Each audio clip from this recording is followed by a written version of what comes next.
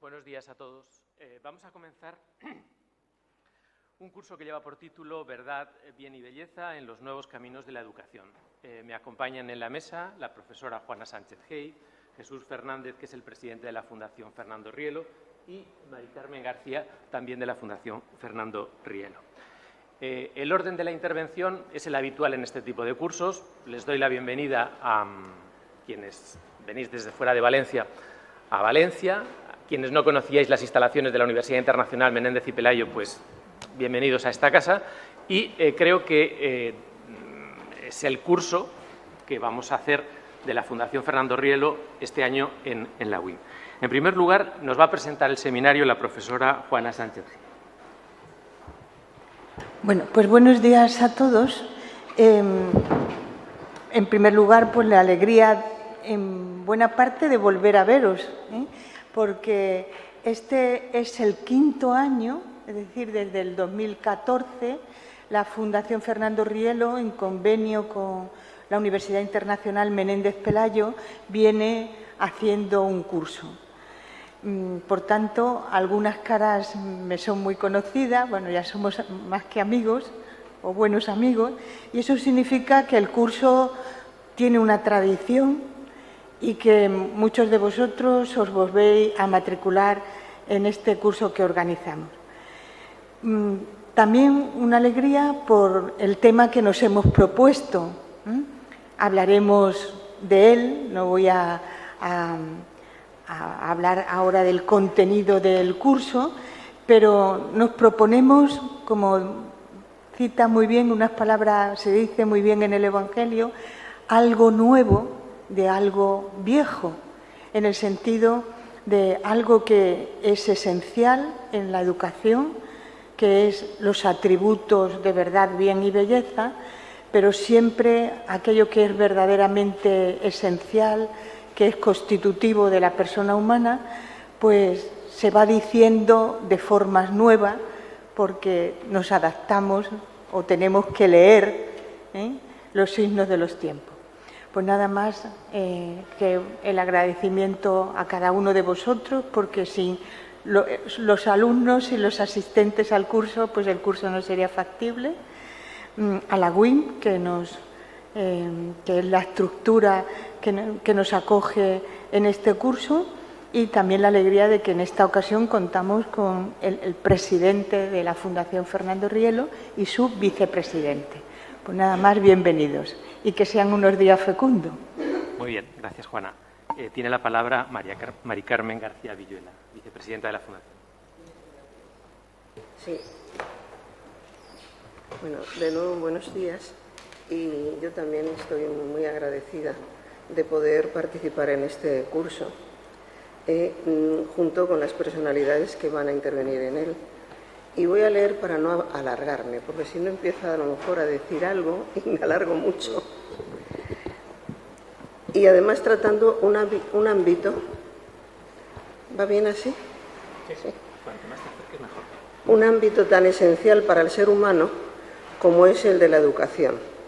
Y es que educar es una de las misiones más elevadas y delicadas del ser humano. Es intrínsecamente una actividad moral que exige cuidar al máximo el modo de llevarla a cabo, porque se trata de ayudar a que el niño o el joven desarrolle todas las potencialidades que lleva dentro de sí mismo de modo integral, en todas las dimensiones de su personalidad, para que pueda descubrir la máxima referencia que alumbra los valores que le perfeccionan tanto personal como comunitariamente. No obstante, es una misión compleja. En nuestra época se vive una fragmentación de visiones, como todos sabemos, sobre lo que es el hombre y, por tanto, sobre cuál es el término más valioso al que conducir la educación de nuestros seres queridos. Así, desgraciadamente, como dice Noriega Bastos, la educación ha pasado de ser la iniciación en el arte de la vida a una técnica de métodos pedagógicos con los que formar profesionales. En efecto, la influencia positiva en Occidente la influencia positivista en Occidente ha traído aparejado un reduccionismo sobre la visión del hombre y sobre la educación, y, como consecuencia, un intento de exclusión de toda consideración ética, antropológica y metafísica en la educación, produciéndose un peligroso vacío de fundamentación que la deja verdaderamente a la intemperie. Benedicto XVI, en sus reflexiones sobre la emergencia educativa, señalaba la situación de precariedad a la que se ha llegado actualmente en la educación en lo que tiene que ver con lo más importante de la persona, dice él, saber quién es y hacia dónde camina existencialmente. Venía a decir que en la educación actual falla la transmisión de las certezas esenciales en torno a las cuales construir la propia vida. La capacidad de discernir el bien del mal, la capacidad para el amor auténtico, para cuidar la salud, no solo física, sino también moral, para ejercer una verdadera libertad de modo responsable, colaborar con los demás y dar sentido a su vida. Una educación edificada sobre la base de un paradigma meramente antropocéntrico no encuentra base para sostener como algo universalmente válido la visión del fin último de la vida del hombre, ni de las verdades que puede conocer o transmitir, ni de los bienes o virtudes que merece la pena desear. La prueba está en que se ha ido produciendo una ruptura y fragmentación progresivas en la visión de la vida, bajo la persuasión de que no hay verdad última ni verdades absolutas y que, por tanto, hay que renunciar también a las raíces históricas de nuestra cultura. Esto nos deja en un relativismo subjetivista al albur de una razón pragmática y de la presión propagandística en la que se va imponiendo sucesivamente la corriente de opinión de moda. Este presentismo posmoderno, que afecta también a la educación, la arrastra a no poder ofrecer horizontes de sentido desde los cuales construir la propia vida. Como educadores tenemos el desafío de elevarnos sobre el panorama de superficialidad y desconocimiento de las vivencias más hondas y tratar de responder a las grandes cuestiones que inquietan profundamente la vida de los seres humanos. Y yo diría que no solamente inquietan, sino que además los jóvenes hoy en día no saben con quién hablar de esto. Buscan con quién poder hablar de estas cosas que, como no están a la moda, el saber quién soy y a dónde voy y qué es lo esencial, eso no está a la moda, pues les da vergüenza hablarlo con sus compañeros, ¿no? Y de alguna forma con los profesores que están enseñando precisamente estos aspectos superficiales y de moda, ¿no? La educación está necesitada de una fundamentación metafísica y antropológica que nos permita tener una visión de la grandeza de nuestra constitución personal, que contemple tanto nuestra apertura espiritual trascendente, así como la dimensión psicológica, somática, social de nuestra naturaleza. La educación requiere de una concepción epistemológica, una forma de entender el conocimiento en sentido profundo y no meramente técnico o instrumental. Y en este sentido, la aportación de Fernando Rielo es fundamental y fundamentante.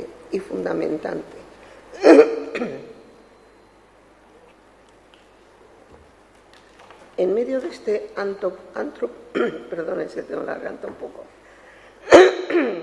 antropocentrismo autosuficiente moderno que nos quiere llevar al poshumanismo, se alza con fuerza la necesidad de un nuevo paradigma que Fernando Rielo llama teantrópico, queriendo significar que es Dios quien de forma trascendental define al hombre. Es su divina presencia en nuestro espíritu la relación constitutiva e intrínseca que nos hace personas. No nos define un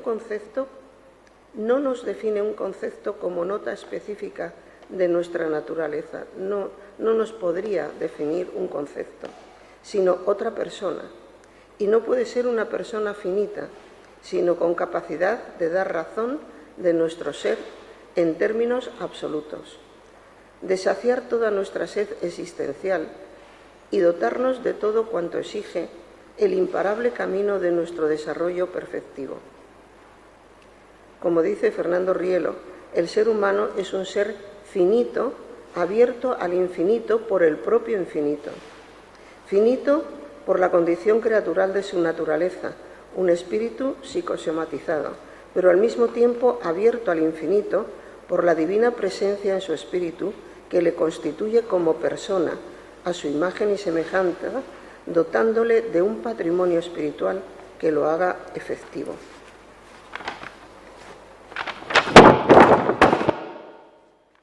¿Ese soy yo? Sí, porque le he estado por ahí. ¡Caramba! ¡Qué barbaridad! Siempre decimos que la educación debe ser integral y esto significa que afecta a toda la persona desde lo más profundo de su ser, en su ámbito espiritual, donde se da la unidad de todo su actuar como persona.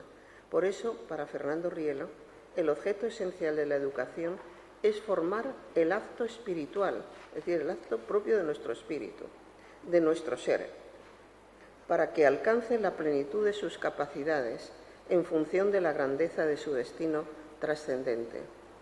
Entendiendo el espíritu como verdadera potencia de unión, capaz de unir y dirigir nuestra naturaleza psicosomática y de unirnos trascendentalmente con Dios, con los demás, con el cosmos. Esta fuerza unitiva, esta energía, constituye la esencia de nuestro ser.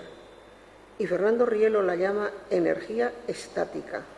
De ahí que el modelo educativo que aporta recibe el nombre de educación en el éxtasis, porque se ocupa de la educación de nuestra consciencia ontológica espiritual a fin de que adquiera la mayor sensibilidad posible que nos permita saber contemplar la vida y amar dando valor trascendente a todo, de manera que toda experiencia humana adquiera la unidad, dirección y sentido que nos lleve a la plenitud. No a un poquito, sino a la plenitud. La visión antropológica de Fernando Rielo proporciona también los elementos claves para la mejor educación extática de todas las facultades, la inteligencia, la voluntad y la libertad, activando todas sus energías, superando aquello que las encierra en sí mismas a través de actitudes egocéntricas de tipo racionalistas, emotivistas y libertinas, que bloquean o merman el objeto para el cual están destinadas. Conocer la verdad, querer el bien y guiarse en su elección por la pura belleza del amor, que a imagen y semejanza del amor absoluto constituye la esencia de nuestro ser personal. Es de gran interés esta reflexión educativa que seguro tendremos estos días ocasión de conocer con más profundidad para afrontar una educación integral, porque en el momento presente se hace muy palpable la urgente tarea de profundizar en los fundamentos que sustentan de modo íntegro, armónico y auténtico lo que debería ser una educación al servicio del desarrollo máximo del ser humano y de la sociedad, que respete la grandeza de la persona en su dignidad y en su destino vital, que no la instrumentalice en función de intereses socioeconómicos y políticos o ideológicos, una educación que ayude a profundizar en el significado de la vida, de la realidad, de Dios, una educación que prepare sólidamente para reconocer en esta sociedad posmoderna de pensamiento líquido las certezas por las que cobra sentido de plenitud, creer, esperar y amar, aspirar a la verdad, al bien, a la hermosura y a la unidad a través de una buena educación de la inteligencia, la voluntad y la libertad, una educación que nos oriente de verdad en el saber ser y saber convivir, y no solo en la prevalencia del saber hacer y en la vacuidad del aparentar. Pues nada más, muchísimas gracias.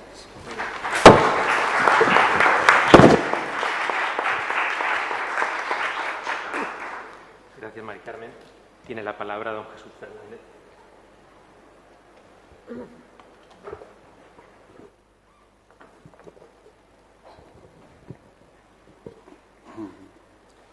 Bueno,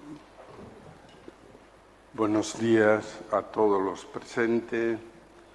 Mi saludo a las autoridades que presiden este curso sobre verdad, bien y belleza en los nuevos caminos de la educación, y particularmente al director de la UIM de Valencia, doctor Agustín Domingo Moratalla, gran amigo nuestro y que tiene una grandísima consideración dentro de nuestra fundación.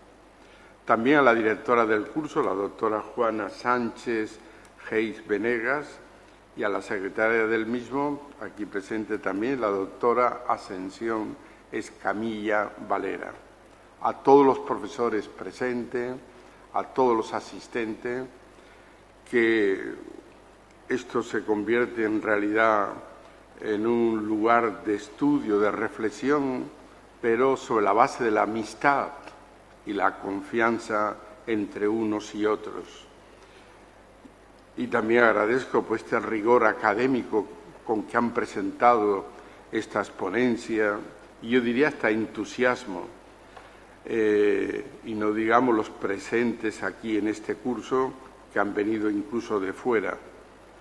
Me dirijo a todos ustedes como presidente de la Fundación Fernando Rielo y de la Fundación Idente de Estudios e Investigación, intentando modestamente abrir este foro de reflexión y convivencia que nos puede ofrecer una luz y una fuerza particular en la misión que cada uno de los presentes tenemos asignada en la tarea educacional.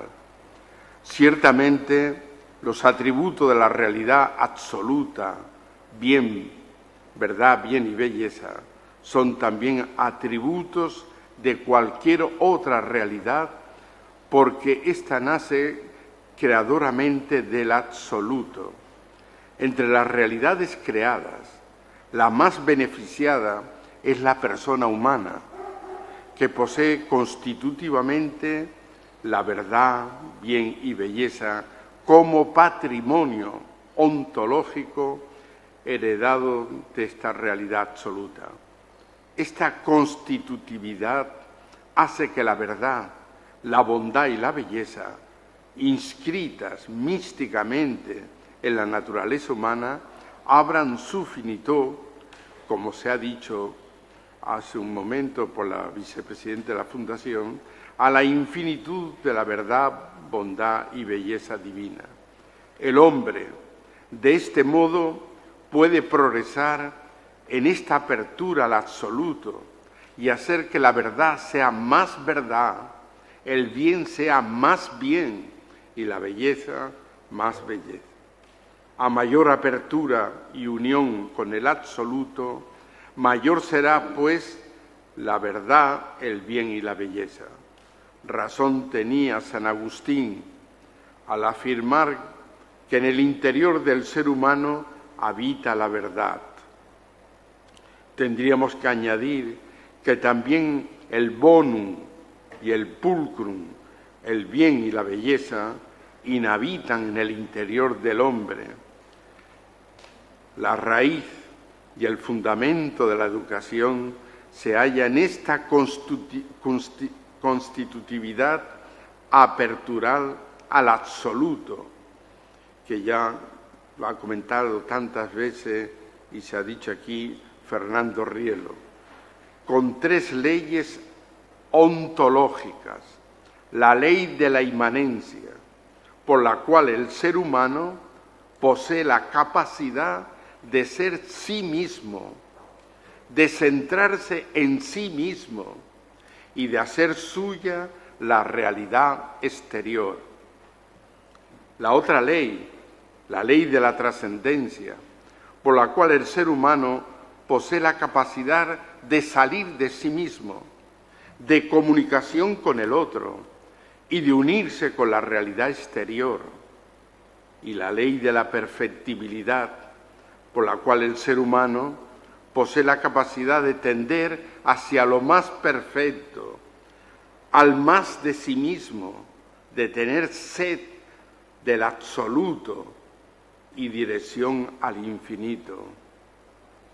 El inquietum cor agustiniano, es prueba fehaciente de estas tres leyes ontológicas, cuya educación hace la síntesis de toda otra educación que se considere en el ser humano, ya que aquellas leyes se proyectan no solo en los tres niveles de su naturaleza, cuerpo, alma y espíritu, sino también a sus cuatro ámbitos: personal, sacral, social y cósmico, y a sus múltiples dimensiones como la historia, la ciencia, la cultura, el deporte, el arte, la economía, el pensamiento, la política y, en general, todo lo que sale de las manos del ser humano en su ámbito personal, repito, sacral, social y cósmico. Nada puede solaparse a la educación integral del hombre. La belleza, y la afirma Fernando Rielo, es síntesis de la verdad y el bien. No hay verdad sin belleza y sin bien, y no hay bien sin belleza y verdad, y no hay belleza sin verdad y bien. La verdad y el bien se degradan con el mal gusto, que llevan a la mentira, a la falsedad y, en general, al mal. En la antigüedad, Sócrates identificaba el saber con la virtud y Platón sentenciaba que la belleza es el esplendor de la verdad. Modernamente, Rousseau, quien asevera: siempre he creído que lo bueno no era sino lo bello puesto en acción. Si tenemos en cuenta las tres leyes ontológicas de la inmanencia, trascendencia y perfectibilidad, los tres atributos ontológicos de la verdad, bien y belleza, y las tres estructuras y operadores receptivos de la creencia, de la expectativa y del amor, habremos dado seguramente con los fundamentos adecuados de una educación integral que no deja fuera ningún nivel, ámbito o dimensión del hombre. El amor, finalmente, es el constitutivo del ser humano, en el que se encierran todas las virtudes, todos los valores y todo lo que de positivo posee el ser humano. La educación en el amor, un amor que hace salir de sí al hombre para unirse y darse al otro. Fernando Rielo le llama a esto educación en el éxtasis, que seguramente tendremos ocasión de escuchar con diferente terminología y discurso en este encuentro. Por último, que este seminario pueda contribuir una vez más a hacernos conscientes de que la verdad, bien y belleza convergen en el amor, un amor que no sea reductivo, sino relacional con Dios, con el hombre y con la naturaleza. Un amor que desprendiendo verdad, bien y belleza, se yergue como esencia histórica de la pedagogía, de la educación o de la formación humana. Les deseo a todos un feliz y exitoso encuentro, particularmente a todos los participantes, con mi afecto y mi amistad. Muchas gracias. Muy bien.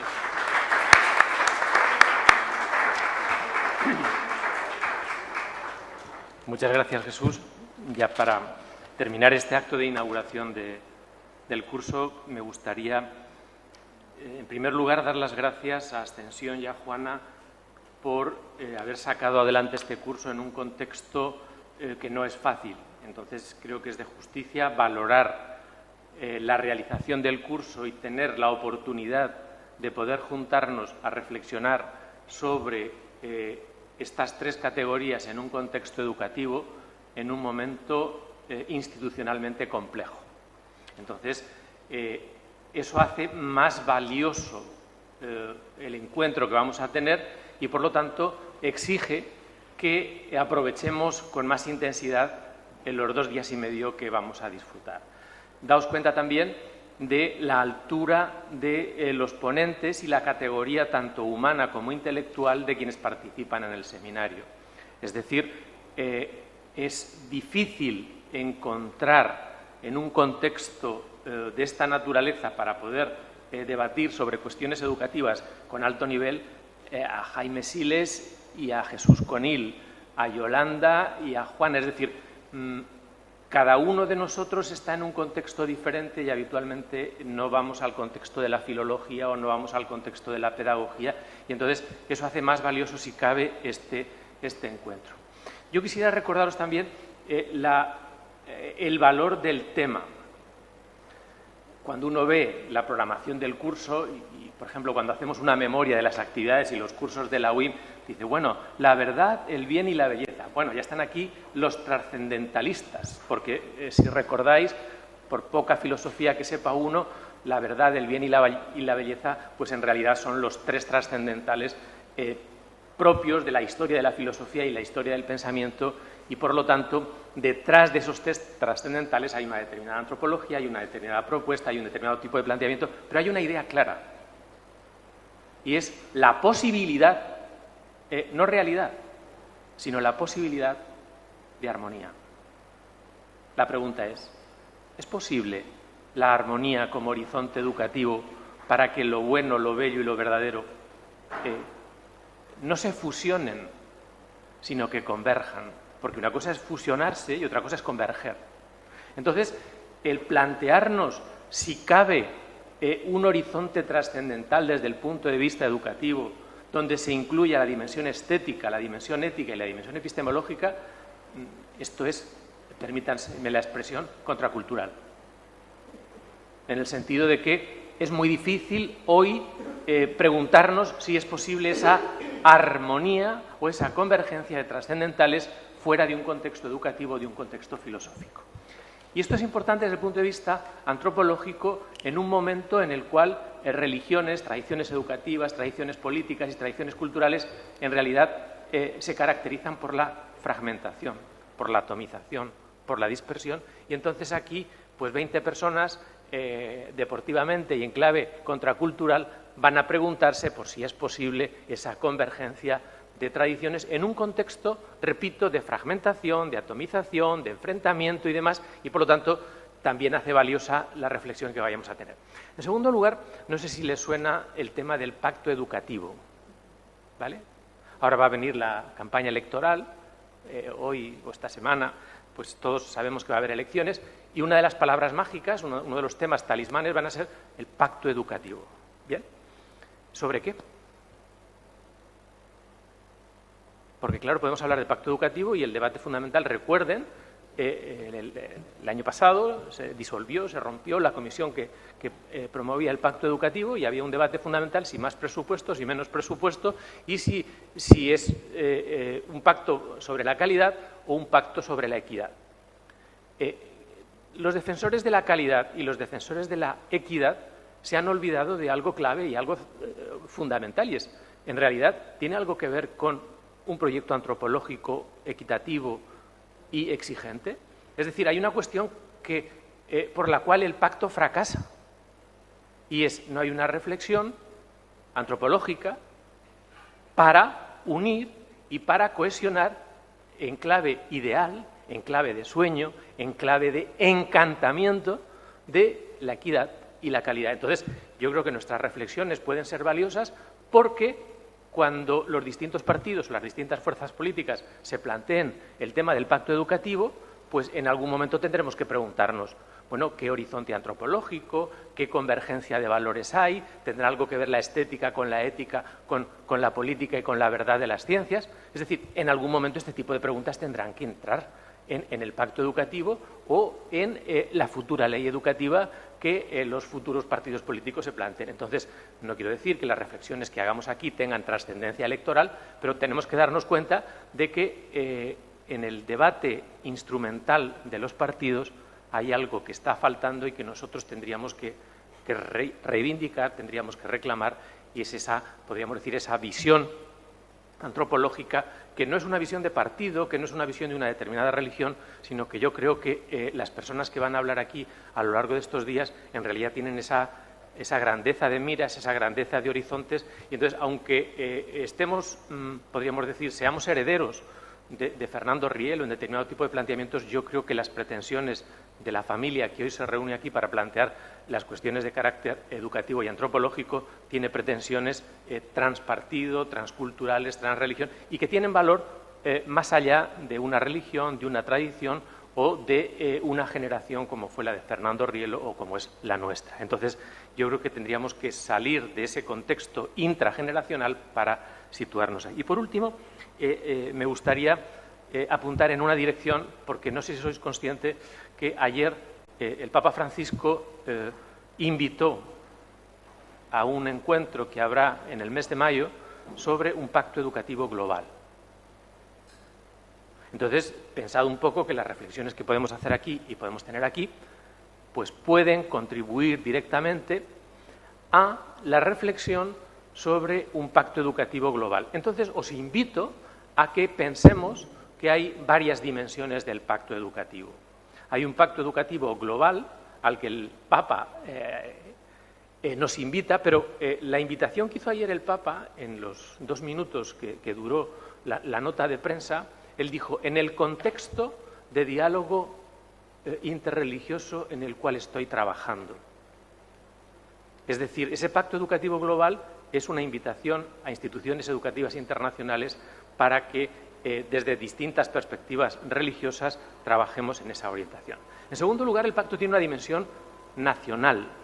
En nuestro país, en nuestra Constitución, el artículo 27 tiene un papel importante y, por lo tanto, tendríamos que pedir a nuestras fuerzas políticas o a los representantes que se pusieran de acuerdo. Probablemente tendríamos que mandarlos y encerrarlos como si fuera un cónclave, ponerlos bajo llave y decir hasta que no salgáis, hasta que no haya fumata blanca con pacto educativo, vosotros no vais a salir de aquí, por lo tanto, a pan y agua.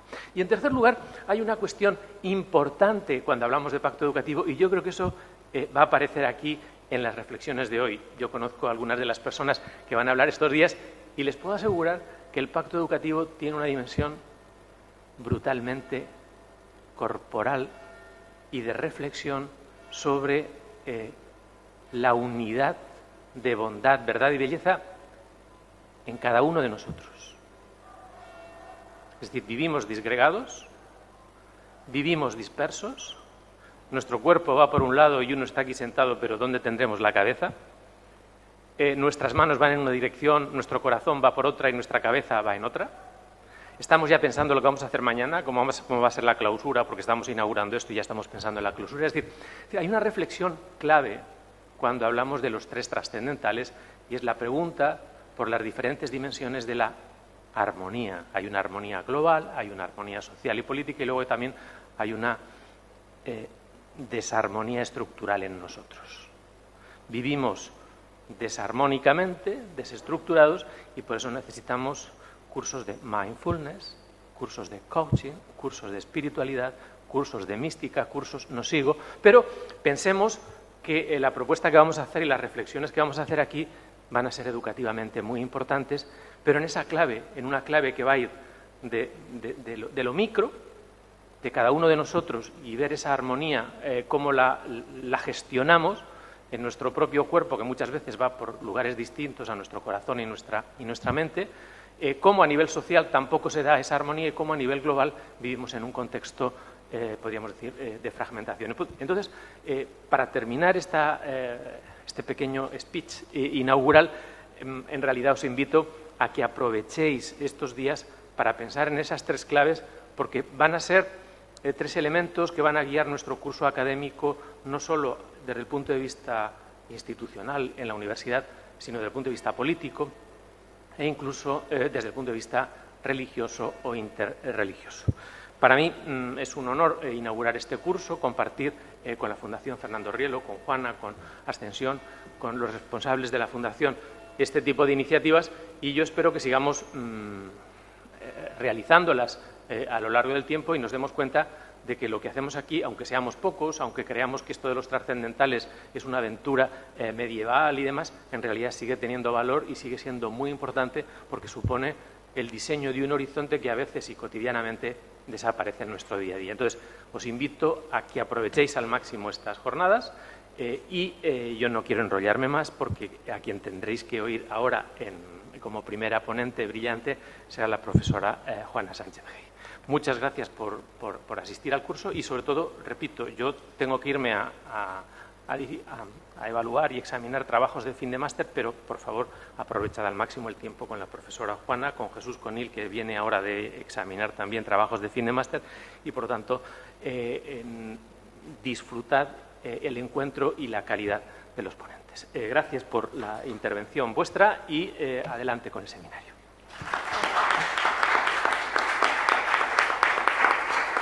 ¿Te quedas tú?